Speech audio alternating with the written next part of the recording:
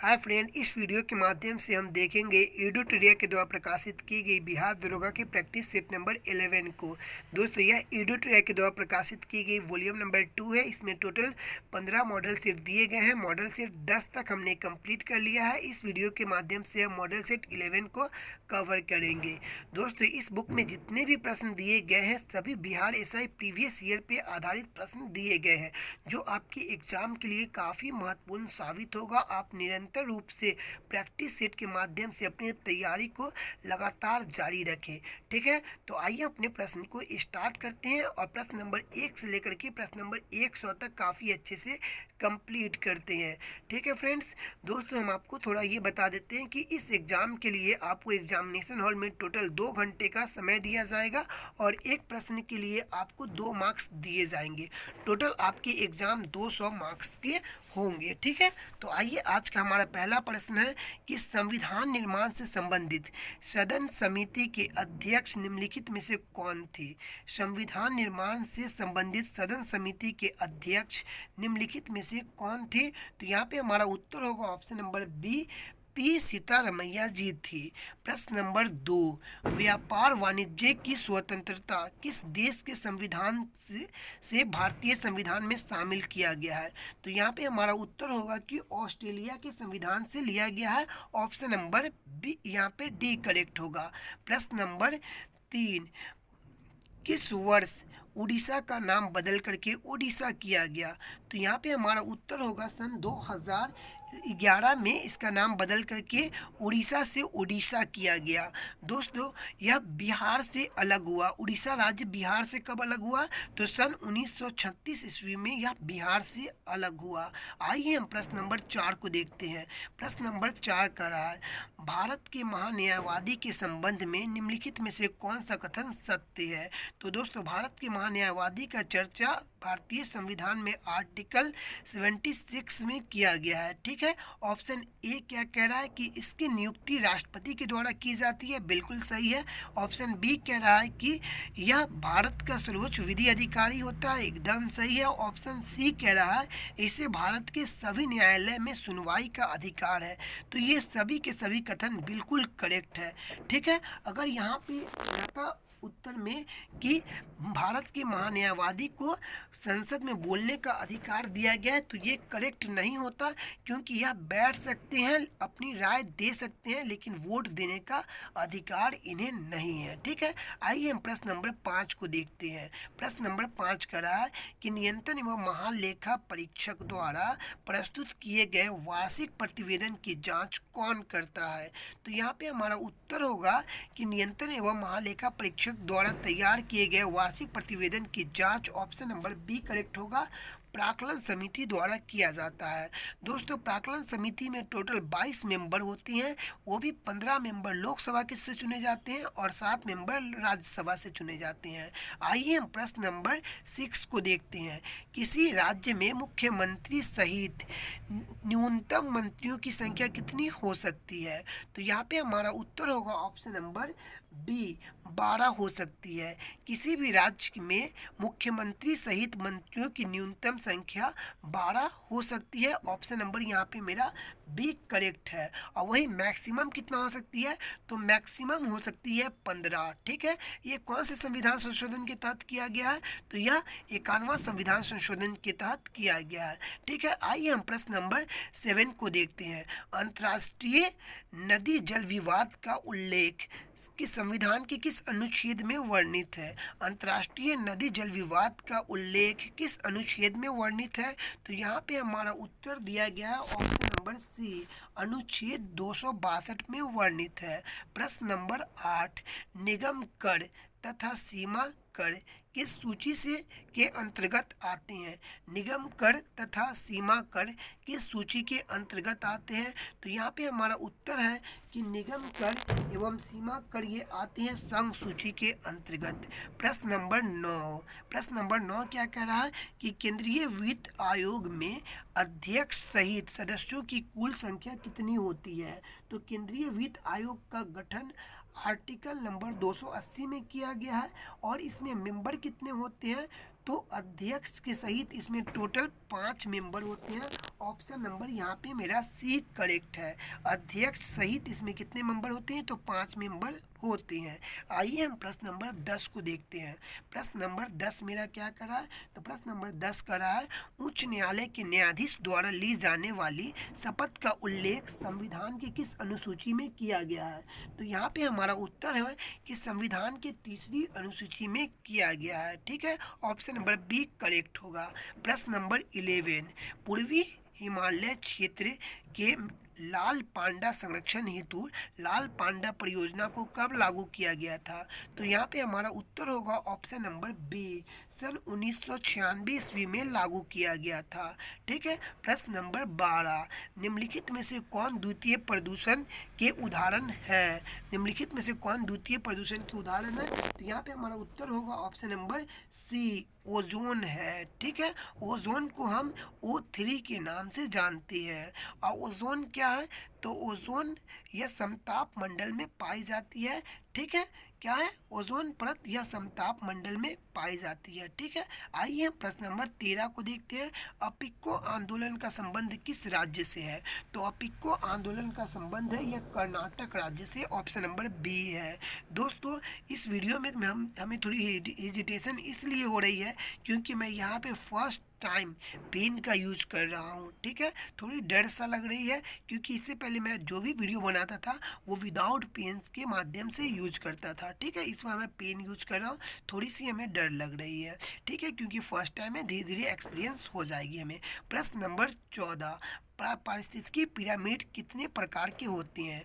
तो पारिस्थितिकी पिरामिड यह ऑप्शन नंबर बी करेक्ट है, 3 प्रकार के होते हैं। प्रश्न number 15, ISFR Indian forest service report 2021 report के अनुसार भारत में कुल भौगोलिक क्षेत्रफल का वृक्षावरण क्षेत्र कितना है? तो यहाँ पे हमारा उत्तर होगा ऑप्शन नंबर ए कि भारत में टोटल जो वृक्षा आवरण है वह 95,748 वर्ग किलोमीटर में है। ठीक है, प्रश्न नंबर 16, ड्रोन के माध्यम से दवाइयाँ पहुँचाने के लिए भारत का पहला ड्रोन स्टेशन किस राज्य में स्थापित किया गया? तो ड्रोन के माध्यम से दवाई पहुँचाने वाला पहला station option number A Meghalaya में स्थापित किया गया। प्रश्न नंबर 17, पैदल चलने के अधिकार को लागू करने वाला देश का पहला राज्य कौन बना? तो यहाँ पे हमारा उत्तर होगा ऑप्शन नंबर सी, यह पंजाब राज्य बना। ठीक है, प्रश्न नंबर 18, किंग चार्ल्स III की ताजपोशी में भारत का प्रतिनिधित्व किसने किया? तो यहाँ पे हमारा उत्तर होगा option number B, Jagdeep Dhankhar ने किया। यह भारत के उपराष्ट्रपति महोदय जी हैं। आइए हम प्रश्न नंबर 19 को देखते हैं। प्रश्न नंबर 19, संविधान के किस अनुसूची के प्रावधानों का प्रयोग करके राहुल गांधी को लोकसभा से अयोग्य ठहराया गया था? तो यहाँ पे हमारा उत्तर होगा ऑप्शन नंबर बी, आर्टिकल 102(1) के तहत। ठीक है, आइए हम प्रश्न नंबर 20 को देखते हैं। प्रश्न नंबर 20 क्या कह रहा है? प्रश्न नंबर 20 कह रहा है कि भारत में अपना कैंपस स्थापित करने वाला पहला विदेशी विश्वविद्यालय कौन है? भारत में अपना कैंपस स्थापित करने वाला पहला विदेशी विश्वविद्यालय कौन है? तो यहाँ पे हमारा उत्तर होगा ऑप्शन नंबर सी, डिकिन विश्वविद्यालय। ठीक है, डिकी यूनिवर्सिटी। ठीक है, आइए हम प्रश्न नंबर 21 को देखते हैं। प्रश्न नंबर 21, केंद्र सरकार ने स्कूल की पहली कक्षा में बच्चों के एडमिशन के लिए न्यूनतम उम्र कितनी तय करने का निर्देश दिया है? तो यहाँ पे हमारा उत्तर होगा ऑप्शन नंबर डी, 6 वर्ष। दोस्तों, आपको पता है कि 29 अगस्त 2020 को भारत में नई शिक्षा नीति आया था, जिसके माध्यम से पुराने शिक्षा जो 10+2 पे आधारित थी उसे समाप्त कर दिया गया और नई शिक्षा नीति को लेकर के आया जिसको मॉडल है 10(5+3+3+4)। ठीक है, आइए हम देखते हैं प्रश्न नंबर 22 को। चुनाव आयोग ने रिमोट वोटिंग मशीन का प्रयोग का प्रोटोटाइप तैयार करवाया है। इसके जरिए किन लोगों को वोटिंग का अवसर देने की योजना है? चुनाव आयोग ने रिमोट वोटिंग मशीन का टाइप तैयार करवाया है। इसके ज़रिए किन लोगों को वोटिंग का अवसर देने की योजना है? तो यहाँ पे हमारा उत्तर होगा ऑप्शन नंबर सी, अन्य राज्यों में प्रवास करने वाले वोटरों को। जो अन्य राज्य में रहते हैं वोटर, वह बिहार में या किसी भी राज्य में वोट होते हैं तो उससे वह वंचित रह जाते हैं। तो चुनाव आयोग का प्लान है कि कोई बंदा छूटे ना, यानी कोई वोटर छूटे ना। ठीक है। प्रश्न नंबर 23, ट्विटर के नए सीईओ किसे नियुक्त किया गया है? तो दोस्तों ट्विटर के नए सीईओ नियुक्त किया गया है ऑप्शन नंबर ए, लिंडा याराकीना को नियुक्त किया गया है। इससे पहले ट्विटर के नए सीईओ थे पराग अग्रवाल।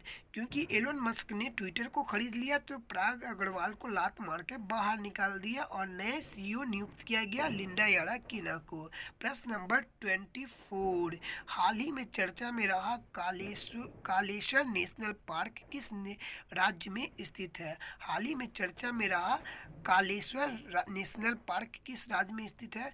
तो यहाँ पे हमारा उत्तर होगा ऑप्शन नंबर डी, हरियाणा में स्थित है। माफ़ कीजिएगा दोस्तों, मैंने कुछ ऑकवर्ड लफ्ज़ का प्रयोग किया था कि लात मार के बाहर निकाल दिया। सॉरी दोस्तों, माफ़ कीजिएगा। ठीक है। केंद्रीय बजट 2023-24 के अनुसार सूची 1 को सूची 2 से सुमिलित कीजिए। ठीक है। प्रश्न नंबर 25 का रहा है, केंद्रीय बजट 2023 से 24 के अनुसार सूची 1 को सूची 2 से सुमिलित कीजिए। तो दोस्तों यहाँ पे एकदम सूची मिलान किया हुआ है। ठीक है, इसमें कोई मिलाने की आवश्यकता नहीं है। तो आइए हम फिर से आपको बता देते हैं कि राजकोषीय घाटा, तो राजकोषीय घाटा कितना है? तो राजकोषीय घाटा टोटल है 17,86,816। राजस्व घाटा 86,09,855 करोड़।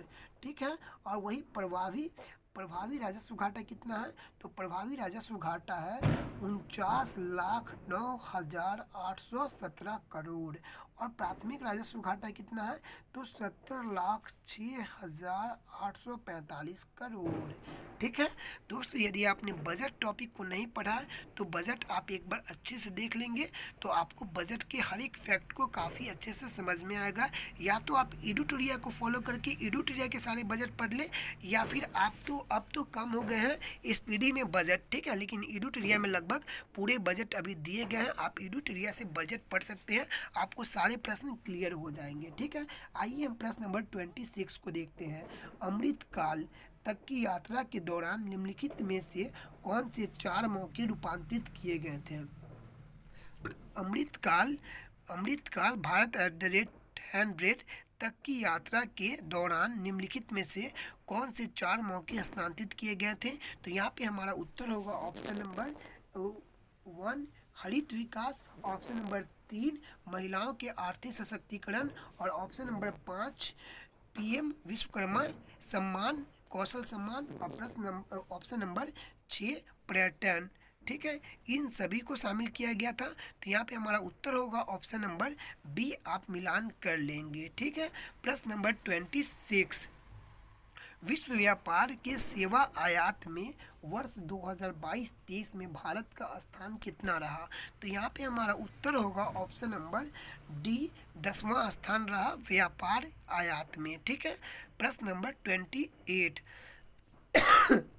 सॉरी फ्रेंड्स, प्रश्न नंबर 28, भारत कब तक गैर जीवाश्म ईंधन से 50% संचय विद्युत ऊर्जा स्थापित क्षमता हासिल करने का लक्ष्य रखा है? तो यहाँ पे हमारा उत्तर होगा ऑप्शन नंबर सी, 2030 तक।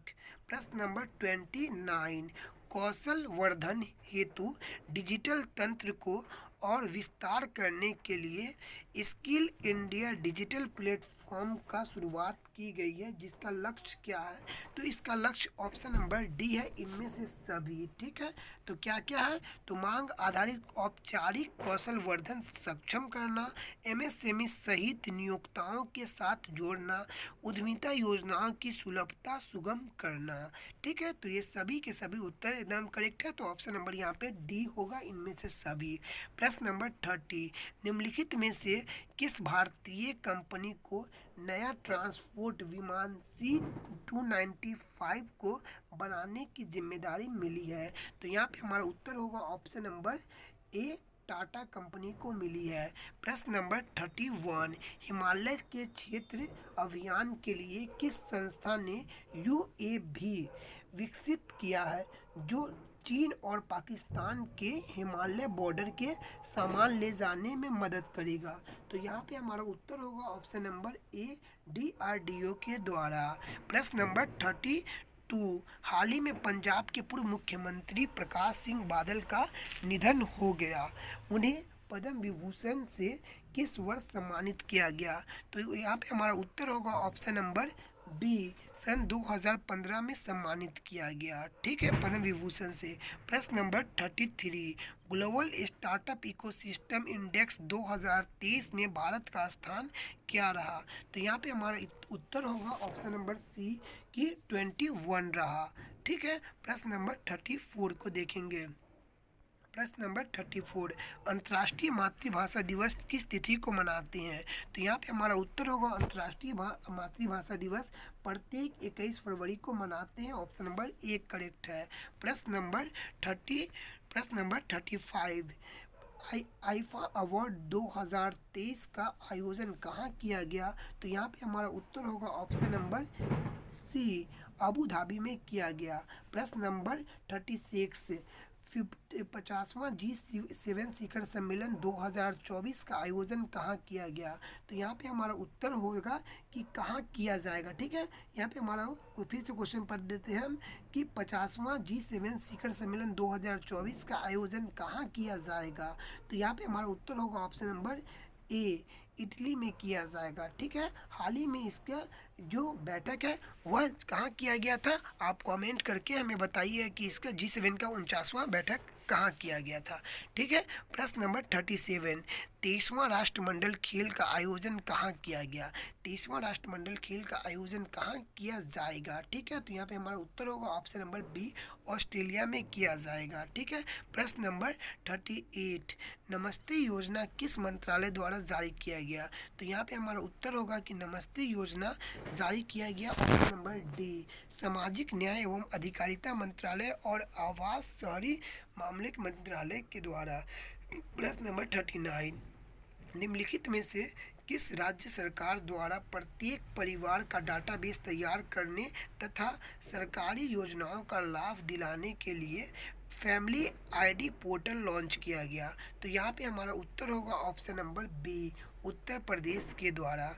ठीक है, प्रश्न नंबर 40, प्रसिद्ध पुस्तक कलेक्टिव स्पिरिट कॉन्क्रीट एक्शन के लेखक कौन है? तो यहाँ पे हमारा उत्तर होगा option number C, Shashi Shekhar Vempati. प्रश्न नंबर 41, छोटे पैमाने के उद्योगों के विकास के लिए सुझाव हेतु किस समिति का गठन किया गया? तो यहाँ पे हमारा उत्तर होगा option number C, Abid Hussain समिति का गठन किया गया। प्रश्न नंबर 42, 2011 की जनगणना के अनुसार भारत का दशकीय वृद्धि दर कितना प्रतिशत रहा? तो यहाँ पे हमारा उत्तर होगा ऑप्शन नंबर सी, 17.72%। प्रश्न नंबर 43, जब किसी काम में ज़रूरत से ज़्यादा व्यक्ति शामिल होते हैं तो इसे किस बेरोजगारी के नाम से जाना जाता है? तो यहाँ पे हमारा उत्तर होगा ऑप्शन नंबर ए, प्रच्छन्न बेरोजगारी के नाम से जाना जाता है। इस टाइप की बेरोजगारी हमें सबसे ज़्यादा कृषि में देखने को मिलती है कि लगभग उसमें 10 लोग लगे रहते हैं लेकिन काम कुछ भी नहीं होता है। ठीक है, आइए प्रश्न नंबर हम 44 को देखेंगे। प्रश्न नंबर 44, अटल पेंशन योजना के अंतर्गत किस उम्र के व्यक्ति को शामिल किया गया है? तो यहाँ पे हमारा उत्तर होगा ऑप्शन नंबर ए, 18 से लेकर के 40 वर्ष के आयु के कोई भी युवा या फिर युविका इस योजना का लाभ उठा सकते हैं। अटल पेंशन योजना के अंतर्गत किस उम्र तक के व्यक्ति को शामिल किया गया है? तो 18 से 40 वर्ष तक के व्यक्ति को शामिल किया गया है।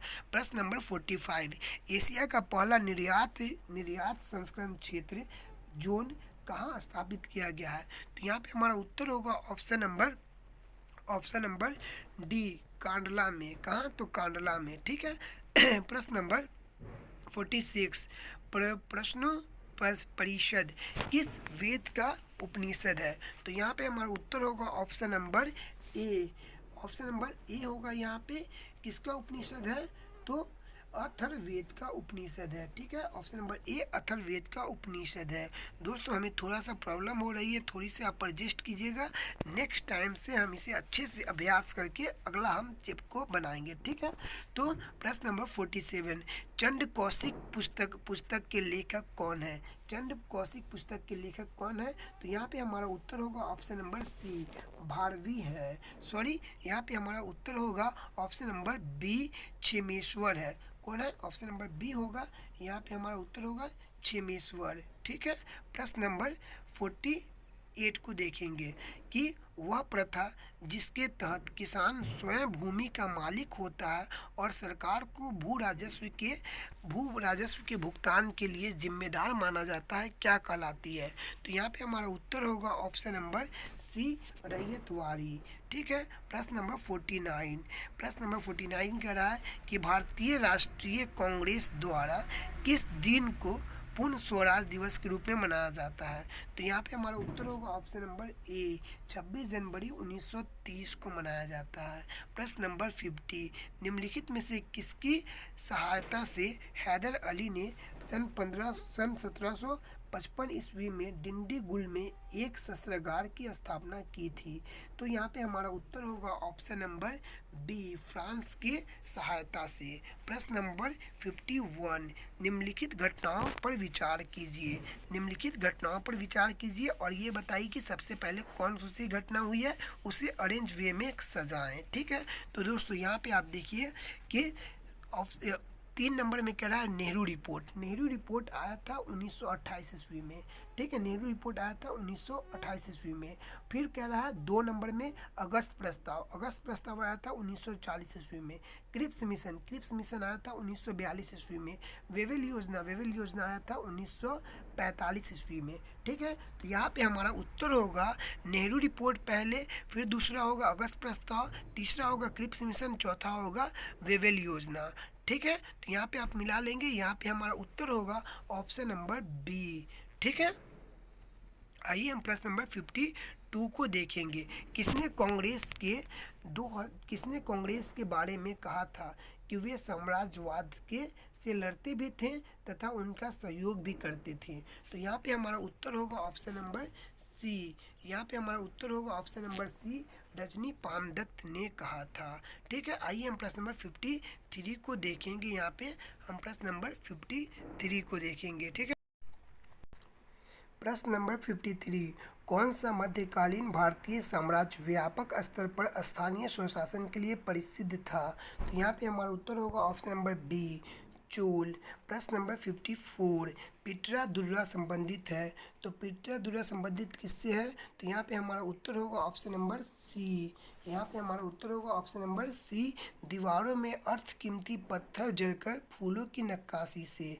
प्रश्न नंबर 55 कह रहा है कि महावीर ने अपने शिष्यों को कितने गंधरों में विभाजित किया था? तो यहाँ पे हमारा उत्तर होगा ऑप्शन नंबर सी, 11 गंधर्वों में विभाजित किया था। प्रश्न नंबर 56, महाजनपद एवं उसकी राजधानी को कौन सी सम्मिलित नहीं है?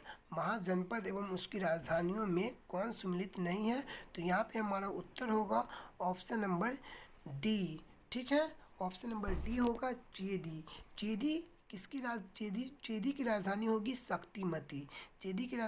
शक्तिमती, न कि उज्जैन। अब बाकी सभी की सभी राजधानी एकदम बिल्कुल मैच है। अस्मा की पोटली, मत्स्य का विराटनगर, मल्ल का कुशावती। ठीक है, तो यहाँ पे हमारा उत्तर होगा ऑप्शन नंबर यहाँ पे डी कि ये मैच सम्मिलित नहीं है। ठीक है, आइए हम प्रश्न नंबर 57 को देखते हैं। प्रश्न नंबर 57, निम्नलिखित में से किसने हजार खंबा महल का निर्माण करवाया था? तो यहाँ पे हमारा उत्तर होगा option number B, Alauddin Khilji ने करवाया था। और साथ ही साथ आपको बता देते हैं कि कौन सा है, तो कुतुब मीनार के दरवाज़ों को क्या कहते हैं, आप कमेंट करके बताइएगा। उसका भी निर्माण करवाया था अलाउद्दीन खिलजी ने। ठीक है। आइए हम प्रश्न नंबर 58 को देखते हैं। प्रश्न नंबर 58, निम्नलिखित युद्ध में से कौन सही सुमेलित नहीं है? निम्नलिखित युद्ध में से कौन सुमेलित सही नहीं है? तो दोस्तों यहाँ पे हमारा उत्तर होगा ऑप्शन नंबर डी, क्योंकि इनमें से सभी युद्ध एकदम बिल्कुल सुमेलित है। ठीक है, तो इसमें ऐसा कोई नहीं है जो गलत है। धर्मत का युद्ध जो हुआ था अप्रैल 1658 ईस्वी में, इसमें भी औरंगजेब जो था वो विजय हुआ था। सामूगढ़ का युद्ध जो हुआ था मई 1658 ईस्वी में, इसमें भी औरंगजेब विजय हुआ था। देवराय का युद्ध हुआ था 1659 ईस्वी में, इसमें भी औरंगजेब विजय हुआ था। ठीक है, तो यहाँ पे हमारा उत्तर होगा ऑप्शन नंबर डी। प्रश्न number 59, as of consents act किस गवर्नर जनरल के शासनकाल में पारित किया गया? तो यहाँ पे हमारा उत्तर होगा ऑप्शन नंबर बी, लैंसडाउन के शासनकाल में पारित किया गया age of act consent act. ठीक है, प्रश्न नंबर 60, मुस्लिम लीग द्वारा पाकिस्तान की मांग कब की गई? तो मुस्लिम लीग द्वारा पाकिस्तान की मांग कब की गई? तो यहाँ पे हमारा उत्तर होगा ऑप्शन नंबर सी, तो 23 मार्च 1940 ईस्वी को की गई। ठीक है, 23 मार्च 1940 ईस्वी को की गई मुस्लिम लीग द्वारा पाकिस्तान की मांग। प्रश्न नंबर 61, भारतीय घरेलू विद्युत आपूर्ति में लाल विद्युमय तार और काले उदासीन तार के बीच विभवांतर कितना होता है? तो यहाँ पे हमारा उत्तर होगा ऑप्शन नंबर बी, 220 वोल्ट। ठीक है, प्रश्न नंबर 62 को देखेंगे हम। प्रश्न नंबर 62, दिए गए पदार्थों के लिए पीएच का सही क्रम निम्नलिखित में से कौन सा है? दिए गए पदार्थों में पीएच का सही क्रम निम्नलिखित में से कौन सा है, आप हमें बताइए। तो दोस्तों यहाँ पे आप डी को देखिएगा। ठीक है, आप यहाँ पे डी को देखिए। डी में दिया गया है नींबू का रस, कॉफ़ी, रक्त, मिल्क ऑफ मैग्नीशिया। तो यहाँ पे डी सुमेलित है। ठीक है, एकदम क्रम से दिया गया है डी। ठीक है, नींबू का रस का पीएच मान कितना होता है? 2.4। कॉफ़ी का पीएच मान होता है 5। रक्त का पीएच मान होता है 7.4। मिल्क ऑफ मैग्नीशिया का पीएच मान होता है आपको 10.5। ठीक है, तो यहाँ पे हमारा सुमेलित कौन सा होगा? Option number D. ठीक है, आइए हम प्रश्न नंबर 63 को देखते हैं। यदि मानव रुधिर की लाल रुधिर कोशिकाओं को पृथक किया जाता है और उन्हें असामान्य लवण के घोल में तनुकृत किया जाता है तो आरबीसी पर क्या प्रभाव पड़ता है? तो यहाँ पे हमारा उत्तर होगा ऑप्शन नंबर डी। ठीक है, आरबीसी के व्यास में कोई परिवर्तन नहीं होगा। ऑप्शन नंबर डी होगा, आरबीसी के व्यास में कोई परिवर्तन नहीं होगा। प्रश्न नंबर 64, यकृत द्वारा स्रावित पित्त के संबंध में निम्नलिखित में से कौन सा कथन सही नहीं है? तो यहाँ पे हमारा उत्तर होगा ऑप्शन नंबर डी, पित्त का पीएच क्षारीय है एवं अग्न्याशयी एंजाइम की क्रिया को प्रेरित करती है। ठीक है, यहाँ पे हमारा उत्तर होगा ऑप्शन नंबर डी। ठीक है, आइए हम प्रश्न नंबर 65 को देखते हैं। नई कोशिका का निर्माण होता है। नई कोशिका का निर्माण कैसे होता है? तो ऑप्शन नंबर ए, जीवाणु किण्वन से होता है। कैसे होता है? जीवाणु किण्वन से होता है। प्रश्न नंबर 66, ऑक्सीटोसिन हार्मोन का स्रावन किस ग्रंथि से होता है? तो यहाँ पे हमारा उत्तर होगा ऑप्शन नंबर ए, पीयूष ग्रंथि से होता है। पीयूष ग्रंथि को मास्टर ग्रंथि के नाम से भी जाना जाता है। प्रश्न नंबर 67, आइंस्टीन को नोबेल पुरस्कार किस कार्य के लिए दिया गया था? तो यहाँ पे हमारा उत्तर होगा ऑप्शन नंबर बी, प्रकाश विद्युत प्रभाव के लिए दिया गया था आइंस्टीन को नोबेल पुरस्कार। ठीक है, प्रश्न नंबर 68, किस निम्नलिखित में से कौन एक यूकैरियोटिक जीव का उदाहरण नहीं है? निम्नलिखित में से कौन एक यूकैरियोटिक जीव का उदाहरण नहीं है? तो यहाँ पे हमारा उत्तर होगा ऑप्शन नंबर डी, जीवाणु नहीं है। प्रश्न नंबर 69, मानव मस्तिष्क के स्मरण क्षमता कहाँ होती है? मानव मस्तिष्क में स्मरण क्षमता कहाँ होती है? तो यहाँ पे हमारा उत्तर होगा ऑप्शन नंबर ए, सेरेब्रम में होती है। प्रश्न नंबर 70, पानी की बूंदें किसकी भांति प्रतीत होती है? तो यहाँ पे हमारा उत्तर होगा ऑप्शन नंबर सी अवतल लेंस की भांति होती है।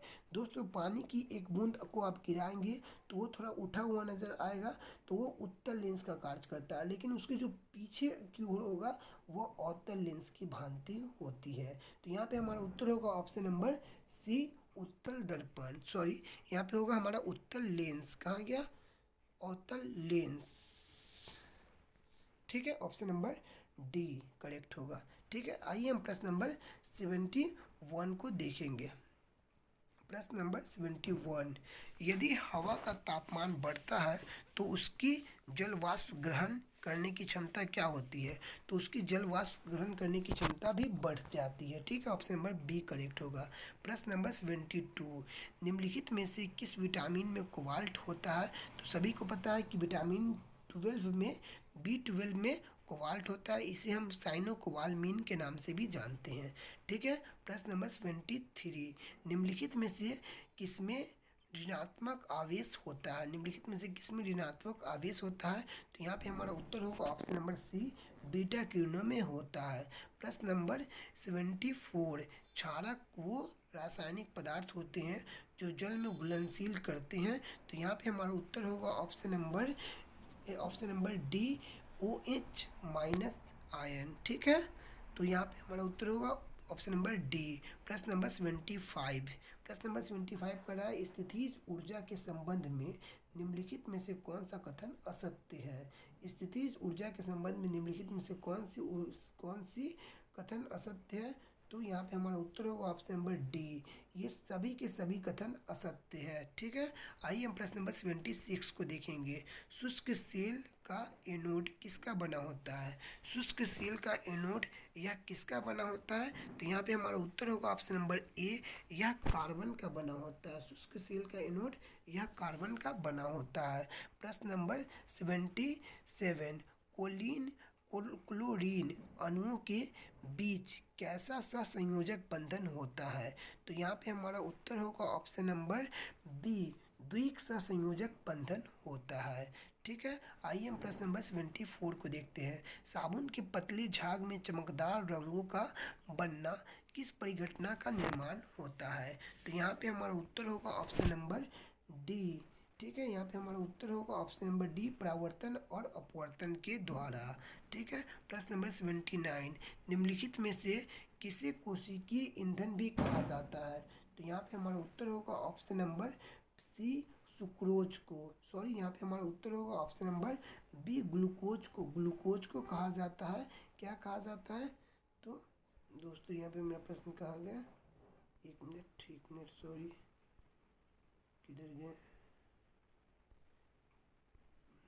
यहाँ पे प्रश्न नंबर 79, निम्नलिखित में से किसे कोशिकीय ईंधन भी कहा जाता है? तो यहाँ पे हमारा उत्तर होगा ऑप्शन नंबर बी, ग्लूकोज को। प्रश्न नंबर 80, लघु रेडियो तरंग की खोज किस वैज्ञानिक द्वारा की गई थी? तो यहाँ पे हमारा उत्तर होगा option number A, Henry hertz के द्वारा की गई थी। आइए हम प्रश्न नंबर 81 को देखेंगे। प्रश्न नंबर 81, अखिल भारतीय खादी एवं ग्रामोद्योग बोर्ड की स्थापना किस वर्ष की गई थी? तो यहाँ पे हमारा उत्तर होगा ऑप्शन नंबर सी, सन 1954 ईस्वी में की गई थी। प्रश्न नंबर 82, भारत में आधुनिक ढंग से सीमेंट बनाने का पहला कारखाना कहाँ लगाया गया था? यहाँ पे हमारा उत्तर होगा ऑप्शन नंबर ए, मद्रास में लगाया गया था। ठीक है, दूसरा कारखाना कहाँ लगाया गया था? तो यह पोरबंदर में लगाया गया था। प्रश्न नंबर 83, चाय, इलायची एवं काजू की खेती के लिए सर्वाधिक उपयुक्त मिट्टी कौन सी होती है? तो यहाँ पे हमारा उत्तर होगा ऑप्शन नंबर डी, लेटराइट मिट्टी। प्रश्न नंबर 84, जलांगी नदी किस नदी के किनारे की प्रमुख सहायक नदी है? जलांगी नदी किस नदी की प्रमुख सहायक नदी है? तो यहाँ पे हमारा उत्तर होगा ऑप्शन नंबर सी, वेगई की। ठीक है, ऑप्शन नंबर बी, वेगई की। प्रश्न नंबर 85, पश्चिमी घाट के प्रमुख दर्रे को उत्तर से दक्षिण की ओर सजाएं। ठीक है, तो यहाँ पे हमारा उत्तर होगा और पहले भोर घाट, फिर पाल घाट, फिर थाल घाट और फिर सेन घाट। ठीक है, यहाँ पे हमारा उत्तर होगा सबसे पहले भूर घाट, फिर पाल घाट, फिर थाल घाट, फिर सेन घाट। ठीक है, आप इसे मिला लेंगे ऑप्शन के अकॉर्डिंग। श्रीलंका के बाद भारत का दूसरा निकटतम समुद्री पड़ोसी देश कौन है? तो यहाँ पे हमारा उत्तर होगा श्रीलंका के बाद दूसरा पड़ोसी निकटतम देश है ऑप्शन नंबर डी, इंडोनेशिया है। प्रश्न नंबर 87, भू आवेशित देश में से कौन सा देश है जो दोहरे भू आवृत्ति का है? तो यहाँ पे हमारा उत्तर होगा ऑप्शन नंबर बी, उज्बेकिस्तान। ठीक है, यह दोहरे भू आविष्टी देश है।